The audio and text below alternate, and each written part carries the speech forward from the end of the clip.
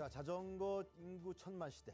한 번씩은 다 들어보셨을 겁니다. 그에 따라 자전거 안전사고도 늘어나고 있는데요. 이와 관련한 내용 이기루 변호사와 나눠보도록 하겠습니다. 자, 변호사님 안녕하세요. 네, 안녕하십니까. 네. 변호사님 자전거 타시죠? 예, 자전거 좋아합니다. 예. 좋아하세요? 네네. 그러면은 뭐 헬멧도 있고 뭐 자전거 가격이 이제 비싼 게 많더라고요. 예, 요즘은 뭐 비싼 자전거들이 많죠. 근데 네. 뭐 저는 동호회 수준까지는 아니라서 네. 예, 뭐 그냥 일반적인 자전거만 타고 있습니다. 예. 이 나이 드신 분들 보면 산악 자전거 하시는 분들인데 건강하시더라고요 아주. 네, 맞습니다. 하여튼 자전거가 상당히 우리나라 시민들에게 대한민국 국민들 시민들에게 이제 보편화되어 있는 그런 이제 스포츠 중에 하나인데요. 그러나 여러 가지 우려와 걱정 사항이 또 많은 게 사실입니다. 그렇죠? 네, 예. 맞습니다. 자, 자전거 운전 안전 불감증 이거부터 먼저 짚어보죠, 변호사님. 네.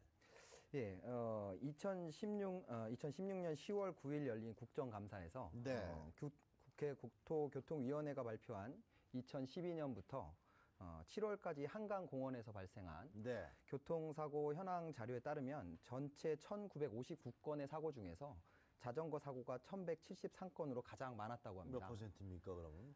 약 한 80%? 80% 정도 되는 건데요. 네. 특히 이제 전국적으로 날씨가 따뜻해지는 3월부터 네. 겨울이 시작되는 11월까지 집중적으로 사고가 일어났다고 하고 네. 또 최근 경찰청 교통사고 통계에 따르면 자전거 교통사고는 2011년에 9,474건에서 네. 지난해 1만 1,390건으로 최근 5년간 자전거를 타다가 교통사고로 숨진 사람이 매년 300명에 이른다고 합니다. 대단하네요. 네, 자전거를 이용하는 사람들과 인프라는 급성장하고 있는데 네. 자전거 안전 문화와 인식은 그에 역행하고 있다고 해도 과언이 아닐 것 같습니다. 굉장히 심각한 상황이라고 볼 수밖에 없네요. 네, 맞습니다. 자, 변호사님 그러면 자전거 이 사고 사례를 좀 한번 검토해 주시죠. 어떤 게 있습니까?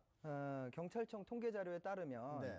자전거 사고로 사망하는 사람들의 70% 정도가 네. 헬멧을 착용하지 않고 있었다고 합니다. 네. 대부분 헬멧을 안 써요. 그죠? 예, 그래서 대부분 이제 머리를 다쳐서 네. 사고를 당하는 것으로 조사가 됐고 또 최근에는 자전거 동호회가 많아지면서 네. 그 모임 후에 친목을 도모하면서 술을 마시고 그리고서는 자전거를 타는 이런 일들이 비일비재하게 일어나고 있고요. 또 이로 인해서 자전거 음주운전 사고도 증가하고 네. 또 인도 침범이나 그리고 차로 침범으로 인한 사고도 발생하고 있습니다. 네. 예, 예. 이 자전거 타다가 특히 동호인분들, 변호사님 동호인 아니시라고 그랬는데. 네, 동호인 아닙니다. 동호인분들 보면 이제 쫙 자전거 같이 탄 다음에 네. 그다음에 어디 가서 이제 한 잔 딱 하시고 그죠? 그렇죠. 그런 다음에 음주 자전거, 음주 운전을 하면서 가는 사례도 많고요. 네. 또 헬멧도 안 쓰는 경우도 있고. 네. 이건 어떻게 보면 거의 자살행위나 마찬가지 아니실까 싶은데요. 그렇죠. 예, 네. 상당히 위험한 행위입니다. 예, 네. 예. 이거 어떻게 해야 됩니까? 이런 부분들은. 근데 현재는 도로교통법 그냥 놔두고 있는 상황인가요? 우리나라 그렇죠. 경찰이? 예. 그러니까 지금 상황을 보면 네. 현재는 그 도로교통법 11조에서 13세 미만의 어린이가 헬멧을 착용하지 않고 네. 운행을 할 경우에 헬멧을 착용하고 운행을 해야 된다라는 의무를 규정하고 있기는 합니다. 근데 오토바이처럼 헬멧 미착용에 대해서 뭐 범칙금이나 과태료를 부과하는 그런 처벌 규정은 경찰들이 없는 그 자전거 상태고요. 헬멧 안 쓴 사람들 단속하는 장면을 우리 거의 못 봤어요. 예, 예, 맞습니다. 뭐 처벌 규정이 없습니다. 현재는. 처벌 규정이 없습니다. 예, 헬멧 예. 안 써도 돼요, 그럼요? 예, 예. 지금 그냥 하도록 의무만 부과하고 있고 네. 그 의무를 위반했을 때 처벌 규정이 이제 규정돼 있지 않은 상태입니다. 술 먹고 자전거 타면요?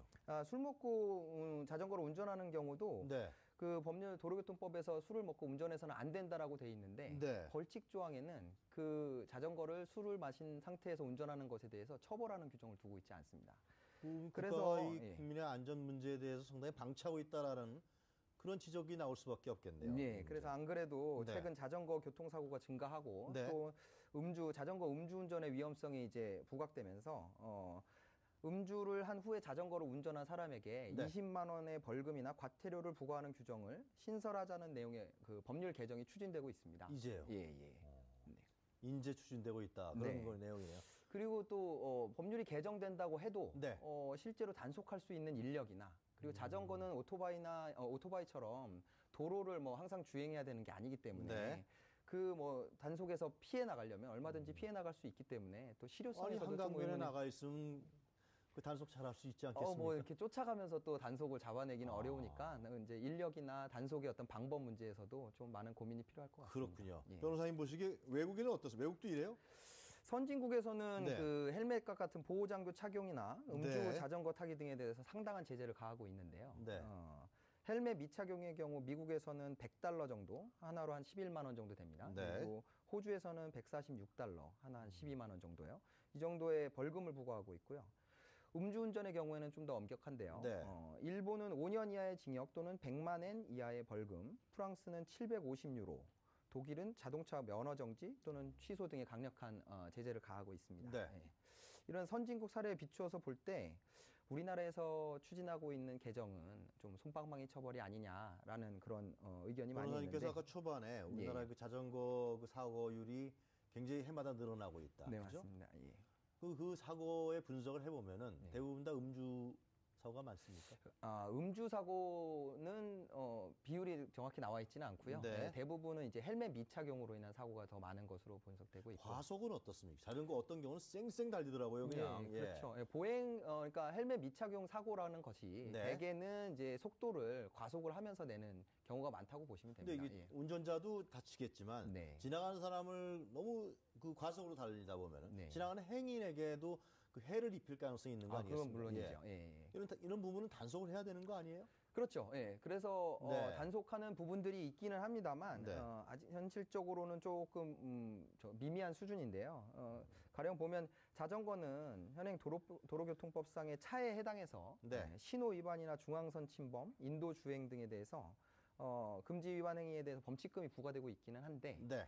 그 내용을 보면 신호 위반이나 중앙선 침범 같은 경우에 3만 원의 범칙금, 그리고 또 통행금지 위반이나 보행자의 통행을 방해한 경우 네. 2만 원의 범칙금, 20km 이하의 속도 위반 경우에 1만 원의 범칙금 정도 수준에서 그치고 있습니다. 그럼 변호사님 총평을 좀 해주시죠. 그러니까 네. 현재 자전거 부분에 대한 이 안전 문제, 네. 이 부분에 대해서는 현재 우리 정부가 네.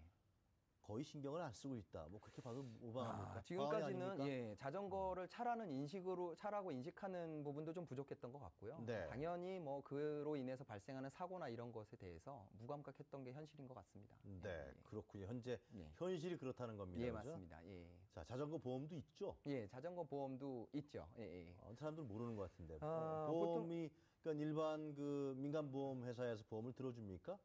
이제 그렇게 개인이 가입하는 개인 가입 보험도 있고요. 네. 지자체에서 보장하는 지자체 가입 보험도 있습니다. 아, 그래요? 예.